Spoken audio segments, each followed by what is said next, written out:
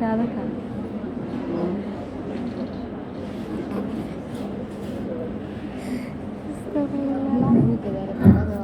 سيدوي أنا كمان تقول إنك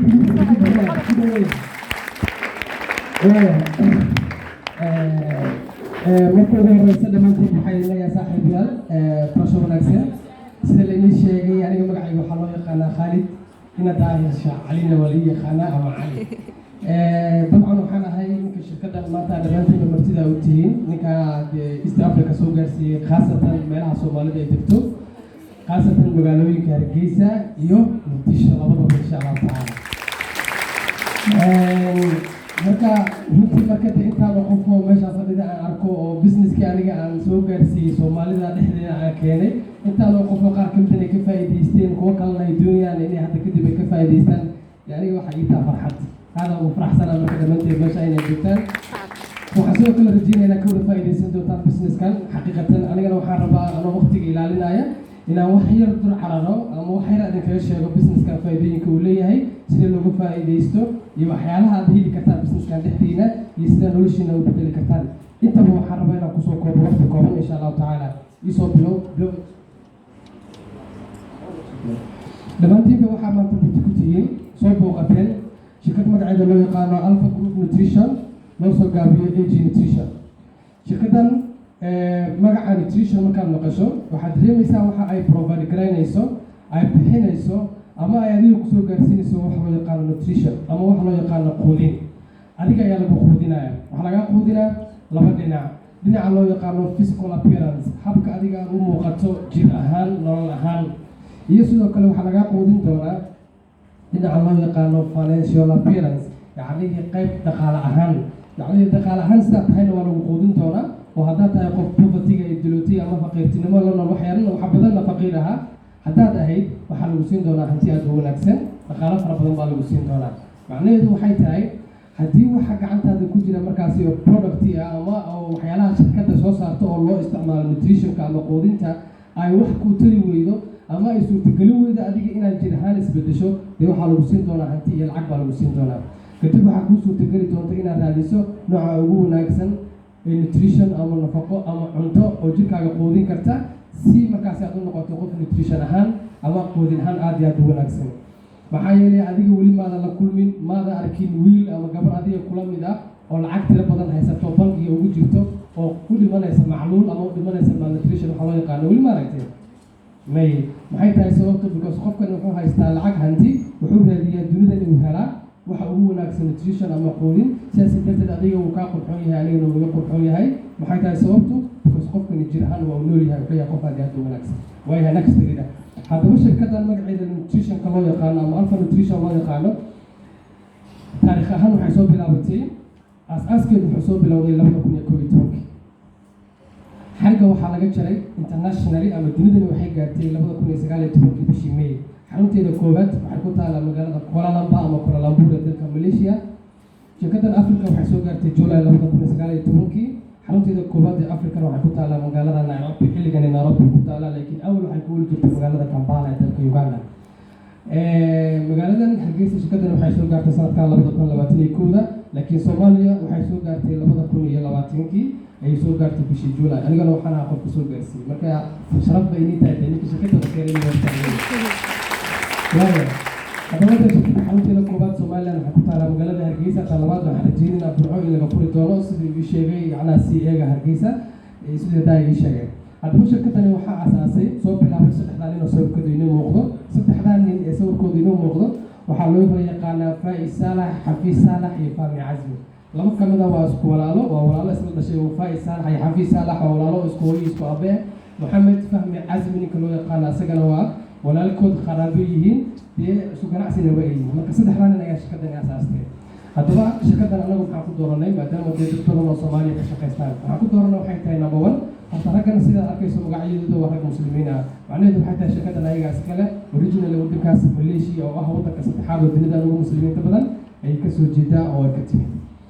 sababta labaad ku dooranay waxay tahay raggan waa rag dhalinyaro ah waxay leeyihiin muddo 20 sano oo experience in network marketing ama suuqa loo yaqaano direct selling ama loo yaqaano iibgeynta tooska muddo 20 sano ay macnaheedu waxay tahay haddii maanta 20 sano aniga iyo adiga dhalinyaro oo meesha fadhina aan suuqani ku dhex jirno hantida iyo dhaqaalaha aan samaynayo khibradda aan samaynayo waxaan la imaan karnaa shirkadooda lamid ah si ay dunida u noqono kuwa ayaga taajiriin ah oo hanti iyo dhaqaale ayaga ay leeyihiin samaysan kara marka waa sababta ku doorna shirkadooda qaabka kumida hoos ku arki doontaan insha Allah taala. Next, shirkadan waxay leedahay ujeedo mission ayay leedahay. Missionka shirkadan ay leedahay waxay tahay inay dunida gaarsiiso laba fursado. Fursadda koowaad oo ah caafimaad ama inay la timaado product quality aad iyo aad u sareyso oo wixii aad u isticmaasho xanuun aad ka caafimaad doonto iyo inay dunida abuurto anigii adigaba loo abuuro waxa loo yaqaano opportunity platform ama fursad dhaqaale abuuris oo adigaba loo sameyn doono. Ujeedkan ay kala leedahay dunida way tahay shirkadan muddo 2 sano ayay adduunka joogtaa khaasatan Afrika iyo Asia inteeda badan muddo 2 sano ayay joogtaa. waxaa ka howlgalay kana shaqeeya dad kor u dhaafaya 700,000 oo kun oo qof 700 oo kun oo qof ka howlgalay ayaa 2 sano gudahood ka howlgalay. waxay dadkani gaarsiisay dib ugu celisay in ka badan $10 million. macnaheedu waxay tahay intaas oo qof ay shirkadani ka howlgasha waxay sanadkii la soo dhaafay shirkadani ay ka heleen 1.1 average markii la celiyo 1.1 million ama $1 million oo doolarka Mareykanka ay ka heshay. soo adigana maanta fursad ay ku tahay inay soo gaartay aan ku rajeynaa noloshaada bedeli doonta insha Allah taala. way shirkadan waxay leedahay waxa loo yaqaan AJL certificates. AJL waxa loo yaqaanaa waa shahaadooyinka ama certificates international la bixiyo oo la siiyo shirkadaha dunida ka howlgala khaasatan kuwa ku shaqo leh network marketing-ka ama direct sales waxa loo yaqaano. waxay haysataa in ka badan 20 certificates. waxay haysataa waxa loo yaqaano 6 international certificates ama 6 international signings waxa la haysataa saxiixayo 6 ah oo caalami ah ay haysataa. waxaa ka mid ah dalalka Algeria oo kale ay shahaado ka haysataa, Egypt ay shahaado ka haysataa, Saudi Arabia sidoo kale iyo Imaaraatska inta shahaado ay ka haysataa. macnaheedu waxay tahay dalalka waaweyn ee muslimiinta ay shahaado ka haysataa si ay ugu faafto wadamada muslimiinta. marka adigana waxaan rajeynaa inay kusoo gaartay maanta haddii hore aad u maqlanin dabcan businesska iyo maanta meesha waxaa u timid waxay tahay inaad intan aad ogaato insha Allah taala. marka next ina shirkadan waxay leedahay headquarter waxa ku muuqanaya waa headquarter-ka shirkadda mid qayb ka mid ah waa dhismaha shirkadda ay weyn sida ku muuqata waa iyadoo kor laga sawiray qaybta kalena waa iyadoo gudaha laga sawiray oo waxaa ka mid ah hoolkii waxaa ka mid ah meelita marka lagu qabanayo waxaa ka mid ah xafiisyadii khaaska ah oo waxyaalahaas oo dhan dabcan haddii beri marka aad isweydiiso waxaad u baahan tahay shirkadda inaad ku ogaato waad ogaanaysaa weligeed meeshaad ku laaban doonto meesha waxaad heli doonto inay tahay xarunta koowaad ee shirkadda ee magaalada Kuala. next waaya eventiska iyo dhacdooyinka waaweyn ee shirkaddan ay qabato ayay sawiradan hoose tusinayaan oo muujinayaan dabcan meelo fara badan adduunka kamid ah looga qayb galay sidoo kalena markii xarigga laga jirayay ama la dalacsiinayay shahaadooyinkeeda iyo productigeeda waxyaalo badan ayagana sawiradan ku tusinaya sida ku muuqata insha Allah. next waaya shirkaddan dabcan product aad u fara badan bay soo saartaa qaar ka mid ah wiilka wadaay meesha kaga wax badan kaga sheegay laba qaybood ayay yihiin productigan ama laba si loo kala isticmaalaa waxa loo yaqaan external usage iyo waxa loo yaqaan internal usage. isticmaalka qaybta kale ee jirka laga isticmaalo iyo isticmaalka qaybta hoose ee jirka laga isticmaalo. qaybta hoose waxaa laga wadaa yacni waa isticmaalaysaa dan caafimaadkaagu wuxuu noqon karaa mid aad u wanaagsan caafimaad ayaad heli doontaa. externalna waxaa laga wadaa yacni adiga waxaad marba u baahan tahay inaad isqurxiso waxaad u baahan tahay inaad daaweyn aad isticmaasho ama chemical ah isticmaasha dan waxaa kugu reebay defect ay kugu reebeen quraxda uma adkeysan kartid wadanku haddaad tagto ma joogi kartid jikada cidina gashay way kugu adag tahay chemicalka aad isticmaalaysa saameyntaas kugu yeelan tahay defectaas kugu keenta. laakiin shirkaddan daawadan ama isticmaalkan productgan ay soo saarto ee loo isticmaalo isqurxinta ama iscadaynta dabcan rag dumarka way isticmaali karaan shirkaddan dhexdeeda because dabiici waaye waxay dumarku qaas u leeyihiin ma raggana way isticmaali karaan. marka haddaad rabto inaad isbedesho waa isticmaali doontaa insha Allah tacaala. waaye waxaa loo yaqaanaa magaceeda AG Beauty aad bay ugu wanaagsan tahay waxaan rajeynaa qaar badan oo midka kamid ah inay isticmaali doontaan insha Allah tacaala. marka productiga shirkaddu dabcan waa noocaas waa midka ugu wanaagsan ee maanta dunida laga heli karo. qaar ka mid ah waxaa loo yaqaanaa AG Sera midka waxaa loo yaqaanaa AG Pro waa loo productiga aad u wanaagsan haddii aad xanuunsan tahay xanuun uu jiro jirkaaga ku jira waxaad u isticmaali doontaa dhammaan xanuunada aad ka cabanayso ayadoo aan kugu reebi doonin wax side effect ama dhibaato aan kugu yeeli doonto dhibaato kugu yeelan doonto caafimaadka waad u isticmaali doontaa insha Allah tacaala. next marka traffic waayo halkaas waxaan rabaa inaan shirkadda taariikhdeeda mishinka ay leedahay certificatekeeda iyo dhacdooyinka ay qabato inaan kaga soo gudbo ayaan rabaa. hadda waxaan rabaa inaan u dhaadhaco insha Allah tacaala waxa loo yaqaano shirkaddaas ee lacag looga sameeyo. intiina maanta meesha joogta waxaad u timaadeen shirkaddan lacagta laga sameeyo waxaa ku ogaataa soo maha qof kale uu jeeda kala maanta meesha lahay because qof walba wuxuu raadiyo waa lacag hanti ayuu raadiyaa soo maha. haddaba maanta waxaan kuu sheegi doonaa hab aad ku fudud oo shirkaddan dhexdeeda lacag aad kaga samayn doonto insha Allah tacaala. horta dhaqaale maxaa loo yaqaanaa what's dhaqaale waa maxay dhaqaale waxaa loo yaqaanaa inay kusoo xaroonayso maalinkii ugu yaraan $10 inay kusoo xaroonayso $10 inay kusoo xaroonayso dhaqaale loo yaqaanaa haddii kusoo xaroonayso $1 iyo wax la mid ah waxaad deris la tahay ama aad la nooshahay xanuun magaciisa loo yaqaano poverty ama faqirtinimo xanuun ilaho ayaad la nooshahay xanuunkan waxaa laga dhexlaa depressionka stresska laga dhexlaa waxaa laga dhexlaa waxa loo yaqaano anxiety-ga macnaheedu waxay tahay haddii $1 ka yar haddii maalinka kusoo xaroonayso ugu yaraan waxaad deris la tahay qaar ka mid ah xanuunada dunidani ka jira oo poverty-ga ugu weyn aad deris la tahay haddaba waxaad u baahan tahay you need to get rid of that inaad ka takhalusta u baahan tahay xanuunkaasi oo adiga ku daashaday dhammaantana na daashaday shirkaddan dhexdeeda waxaa kaga samayn kartaa hab fudud ee dhaqaale xoogan kaga samayn kartaa ayadoo oo lacagta aad samayn doonto ay ugu yaraan doonto ugu yaraan $11 oo doolarka maraykanka ay ugu yaraan doonto insha allahu tacaala haddaba shirkaddan waxay wax ku bixisaa ama waxay lacag ku siisaa dadka waxay lacag ku siisaa hab magaciisa loo yaqaano the powerful payment system ama habka awoodda leh ee dadkani dhaqaalaha ay ku samaynayaan xaqiiqatan dad fara badan oo Soomaali ah waxaa jira shirkaddan lacag wali ka sameeyay in ka badan $10,000 oo doolarka maraykanka bishii ka sameeyay weliba maqashayna dhalinyaro ah oo adiga kula mid ah $10,000 oo doolarka maraykanka sameynaya ama gabadh dhalinyaro adiga kula mid ah $10,000 oo doolar bishii sameynaysa weliba maqashay maada maqalinin laakiin maanta waxaa rabaa inay xaqiiqsato inay maanta howlkan kula joogaan dhalinyaro oo $10,000 oo doolar lacag sameynaya shirkaddan ku jiraan $10,000 haddaba sidee ay suurtagal ku tahay bashaan rabnaa insha allahu tacaala inaan ku ogaano shirkaddan dhaqaale ayaa laga sameeyaa dhaqaalaha laga sameeyo wuxuu ku beesgareysan yahay ama ku salaysan yahay waxaa loo yaqaana 8 siyaabood ayaa lacag shirkaddan laga sameeyaa ka waran haddii aniga iyo 7 wiil oo kale ama 7 gabdhood oo kale maalinkii aan lacag ku siinayno maalin walba waxaan ku siinaynaa lacagtaan ku siinayna waxaa ugu yar $11 baa ugu yar maxaa ugu yar $11 baa ugu yar haddaba $11 oo qofka 8 qof oo qofka ugu yar $11 ku siinaayo lacag dan intee ayaa samayn karta maalinkii qofka mid wuxuu ku siinaa 11 mid 20 mid 25 mid 30 mid 35 mid inta kasii badan buu ku siin doonaa maalinkii waxaa samayn kartaa lacag kor u dhaafaysa ugu yaraan $300 oo doolar maraykanka samayn kartaa habkan ayay shirkaddan loo dejisay ama qorshahaasi loo dejisay lacagtaasi aan ku samayn karnaa haddaba shirkaddan dhaqaalaha si aad kaga faa'iidaysato maxaa lagaga baahan yahay adiga oo maanta shirkaddan loo jooga waxaa lagaga baahan yahay shirkaddan inaad sheer la gasho maxaa la gelaysaa sheer baa la gelaysaa sheerka la gelayso wuxuu ka wadaa yacni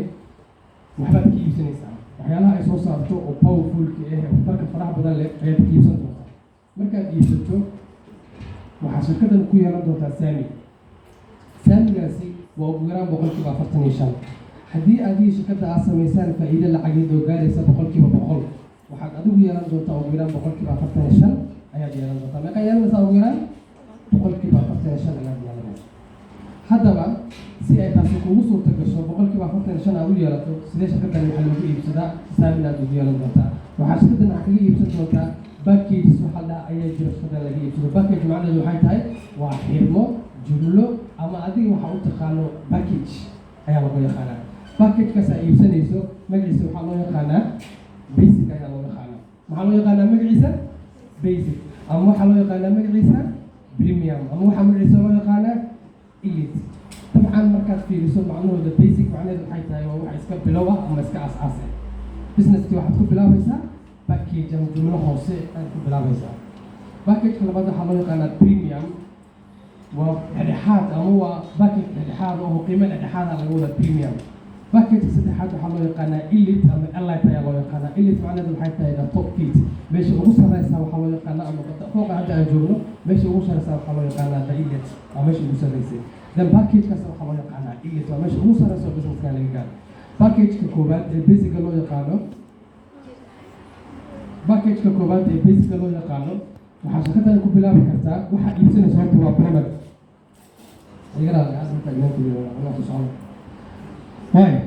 packageka koowaad ee loo yaqaano basica waxaa shirkaddan ka iibsan doontaa 2 product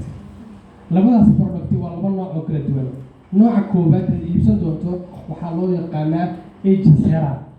nooca labaad ee iibsan doontana waxaa loo yaqaanaa AG Brock ayadoo isku jirtana waad iibsan kartaa yacni labadan product way kala duwan yihiin package ahaan xirmo ahaan way kala qaalisan yihiin caafimaad ahaan way kala saameyn badan yihiin oo way kala qaalisan yihiin yacni waayo haddaba markaad iibsanayso AG Sera waxaad iibsan doontaa 2 box ay iibsan doontaa labadaas box qiimahooda wuxuu ku fadhiyaa $95 ayuu ku fadhiyaa ama waxaad iibsan doontaa laba xabo oo AG Pro ah qiimaheedu wuxuu ku fadhiyaa $102 ama waxaa iibsan doontaa labadooda oo la isku daray qiimaheedu wuxuu ku fadhiyaa lacag gaaraysa $100 waxaa lagu siin doonaa laba box ama laba sanduuq ayaa lagu siin doonaa ama laba packet labadaas packet ama waa wada AG Sera ama waa wada AG Pro ama waa isku jir markii lagu siiyo labadaas box waxaad u isticmaali doontaa laba siyaabood waxaad u isticmaali doontaa laba siyaabood oo isticmaali doontaa number 1 waxaan kugu dhiirigelinayaa aniga kuuna sheegayaa inaad caafimaadkaaga u isticmaasho step 1 because dunidana dadka ku nool waxa ay gaarayaan in ka badan 7.7 bilyan qof ayaa ku nool 7.7 bilyan oo qof ayaa dunidana ku nool soo maaha 7.7 bilyan oo qof keli ah boqolkiiba 5 ayaa waxaa laga helaa wax fit caafimaad boqolkiiba 5 ayaa laga helaa 95 kale soo hartay waa wada xanuunsan yihiin qaar waa bukaan socod 75 of them bukaan socod healthy loo yaqaana 20 of them sariirta ay saaran yihiin waxaa la xanuunsanayaan xanuunada waaweyn ee chronic loo yaqaano ee dilaaga ay la xanuunsanayaan ama markaas xanuun kale la jirin haddaba adiga kaata guriga aad ku jirto ma taqaanid ma ogid kaata guriga aad tahay shanta baad ku jirtaa 25 tahay 20 ka tahay si aad isaga hesho boqolkiiba 5 waxaa kugu dhiirigelinayaa aniga inaad isticmaasho productigan sababtu waa maxay sababtu waxay tahay because effect kuguma lahan saameyn kuguma yeelan doonto negatively ah macnaha dhinaca waa saameyn oo negative ah kuguma yeelan doonto kaliya waxay kugu yeelan doontaa saameyn dhinaca caafimaadkaaga ama positively effect waxaa laga yeelanaa kuma yeelan doonto wax saameynaya productigu waa dabiici ma lahan chemical ma aha because chemical is the only thing that can affect you marka caafimaadkaaga ugu isticmaala taasi waa wejiga koowaad ama phase 1 sida